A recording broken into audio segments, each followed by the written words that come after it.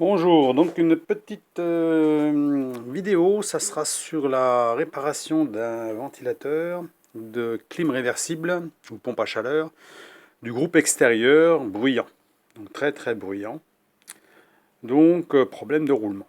Donc je vais vous montrer comment procéder si vraiment vous avez l'intention de changer les roulements là-dessus, sachant que le ventilateur coûte entre 200 et 300 euros pour le remplacer, vous-même, hein, sans passer par un technicien, hein, bien sûr.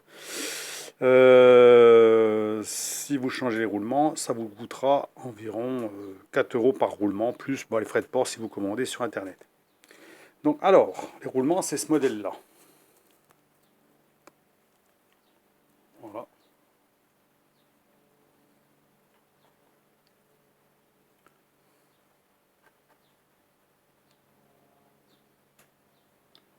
Je ne sais pas si on voit bien.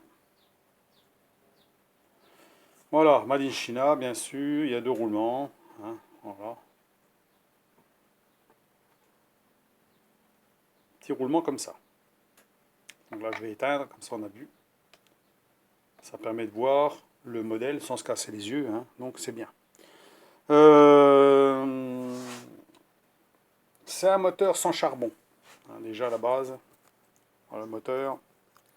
C'est un moteur sans charbon avec l'électronique à l'intérieur. Voilà. Ça c'est le rotor avec des aimants autour. Voilà. Donc le roulement arrière. Le roulement avant, je l'ai extrait à la presse, malgré qu'on peut l'extraire avec un petit arrache. Hein. Bon, il n'y a pas avec un arrache, on peut passer en dessous. Voilà, il faut quand même que les branches soient assez fines pour passer en dessous. Mais bon, ça n'a pas posé de problème avec la presse. J'ai pas senti de force, rien du tout. Hein. Ça s'en va tout seul, hein, quand même. Donc je vais vous faire écouter le bruit du roulement, si on l'entend. Je vais mettre du côté où on entend.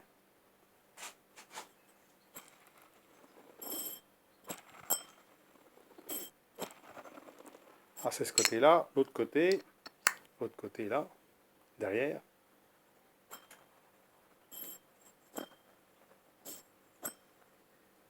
Alors, on n'entend pas trop grand-chose, mais par contre, quand le ventilateur se met en route, ça fait beaucoup de bruit.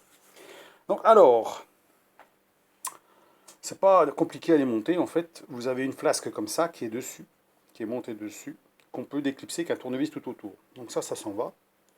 Vous avez une rondelle ressort juste derrière, et ça va dedans, comme ça. Voilà. Et ça s'emboîte directement dedans, c'est tout. Il n'y a rien de compliqué à démonter, donc c'est assez facile à démonter quand même. Voilà. Donc ça vaut le coup pour ceux qui bricolent un petit peu de s'embêter à les réparer, parce que je vous dis, pratiquement, puis ça, il y a ce truc-là, c'est le cache pour éviter l'humidité qui se met par-dessus. Ça veut dire que ça vient ici. Voilà. L'axe passe à travers, et vous avez le cache en caoutchouc qui vient devant. Comme ça. Voilà, c'est tout simple. Et il n'y a rien de compliqué à démonter ça. Alors, je pense que ne sont peut-être pas forcément toutes pareilles, mais bon, des fois, ça vaut peut-être le coup de regarder. Hein. Sinon, sur ces moteurs-là, il y a une inscription qu'il faut prendre. Vous pouvez regarder le modèle par rapport à votre modèle de pompe à chaleur, là, le groupe extérieur. Ce ventilateur-là, enfin ce moteur-là, il se détaille. Il se détaille, hein, et vous pouvez l'avoir au détail sans problème, hein, donc pour pouvoir le changer vous-même. Bon, il faut quand même démonter la façade de la machine. C'est là que ça pose des fois un peu de problème parce que les vis sont grippées. Hein, et le dessus qui empêche le devant de s'enlever. Bon, à part ça, c'est que des vis, hein, à enlever. Donc, et vous avez accès à ce ventilateur-là qui est fixé par 4 vis. Et la prise monte au-dessus. Alors, elle passe par, elle monte au-dessus sur le boîtier électronique. Elle se branche dessus. Voilà. Donc, c'est tout. C'est pas très compliqué à faire. Faut juste faut que ça tombe pas en panne quand on en a besoin, forcément, l'hiver, voilà, que ça fait du bruit, et puis voilà. Bon, autant que ça fait du bruit, ça fonctionne quand même, hein, mais bon, faut pas qu'il y ait des voisins autour qui vont vous embêter, parce que justement, ça fait tellement de bruit qu'à un moment donné, ils vont peut-être dire, ben, faut peut-être faire quelque chose, parce que tu nous emmerdes avec ta clim. Donc voilà.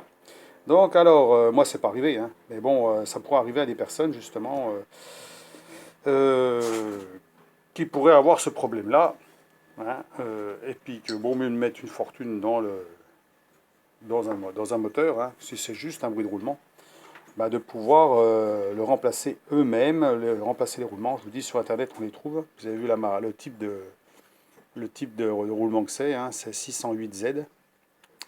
Donc on trouve ça facilement sur internet, voilà, à 4 euros et quelques. Bon, pour un roulement, il faut changer les deux forcément. L'extraction, je vous dis, c'est pas très compliqué si vous avez un petit peu de matériel pour bricoler quand même. Bon, moi j'ai une presse de chez Vevor, vous savez, j'ai fait des vidéos dessus. Donc c'est un vrai plaisir quand on a ce genre d'appareil chez soi, hein, pour bricoler, pour enlever des roulements ou extraire ou détordre quelque chose. Des fois j'ai détordu un axe qui faisait 1,5 cm d'épaisseur. Donc ça peut être bien. Voilà. Voilà pour la vidéo, pour ceux que ça intéresse. Et puis comme ça, bah, ils peuvent voir si vraiment je vais enlever ça, puisqu'il y a le chat qui va se promener devant là.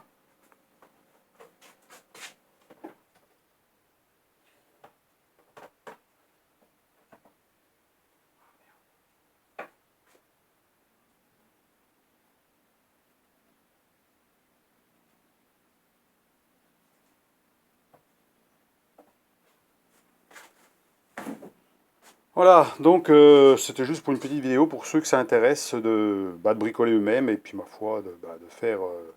Hein. Alors ça sert à rien de les régresser, hein, de les ruiler parce que bon, de toute façon, quand ils sont morts, ils sont morts. Hein. On voit bien même qu'ils ont changé un peu de couleur, on dirait qu'ils sont un peu jaunes à l'extérieur, donc ils ont chauffé. Hein, voilà. À les changer peut-être avant qu'ils soient complètement grippés.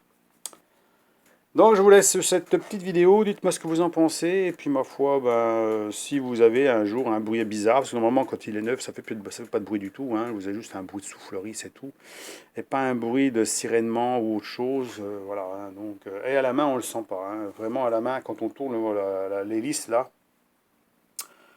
on ne sent pas de roulement en fait, on ne sent pas de jeu, rien du tout, on sent pas le bruit, on tourne pas assez vite pour l'entendre. Mais dès qu'il se met en route, on entend un bruit là-dedans. Hein. Donc, remplacer avant que ça grippe, et puis de peut-être cramer. Hein, peut-être cramer quelque chose, on ne sait jamais, l'électronique ou j'en sais rien. Donc, à voir. Voilà, et je vous laisse, dites-moi ce que vous en pensez. Donc, pour l'instant, il va rester comme ça. On va faire la réparation. Et puis, il sera reparti pour un tour. Hein. Donc, il y a les clips, c'est bien, parce qu'il y a des clips là. Ce qui fait que ça permet de mettre le roulement juste à ras du clips. Hein. De chaque côté, il y a un clips. Donc vous n'avez pas besoin de prendre la hauteur. Par contre, il y a un truc que j'ai pas fait, que j'aurais dû faire, c'est repérer la flasque par rapport au corps. Parce qu'on voit ici qu'il y a un trou, ici. Il y a un trou et à mon avis, le trou il est fait pour évacuer l'humidité ou quoi que ce soit. Donc moi je pense qu'il se place vers le bas. Alors j'ai pas repéré, ma foi, tant pis. Hein, sinon, voilà, c'est tout ce qu'il y a à vérifier. Hein, voilà. N'essayez pas d'ouvrir l'arrière, hein, la flasque arrière, puisque la flasque arrière c'est la partie électronique. Donc ça sert à rien de la démonter. Il y a un emplacement pour les démonter, vous voyez, avec un tournevis. Donc, vous démontez juste le devant. Hein. Vous avez juste à, comme une boîte, hein, vous tortillez tout autour, puis ça sort. Voilà. Donc, à ce coup-là, je crois que c'est bon. Hein. Comme ça, vous verrez, pour ceux que ça peut, voilà, ça peut faire des économies, hein, de bricoler par soi-même. Hein, c'est pas mal. Et puis, souvent, des fois, c'est possible que vous ne trouvez plus le moteur au détail. Hein, c'est possible. Alors, si vous faites appel à quelqu'un qui fait un réparateur, ils vont peut-être vous mettre un autre moteur qui correspond pas, qui n'est pas exactement le même, mais qui va se monter. Mais là, vous êtes obligé de payer encore de la main-d'œuvre de dépannage.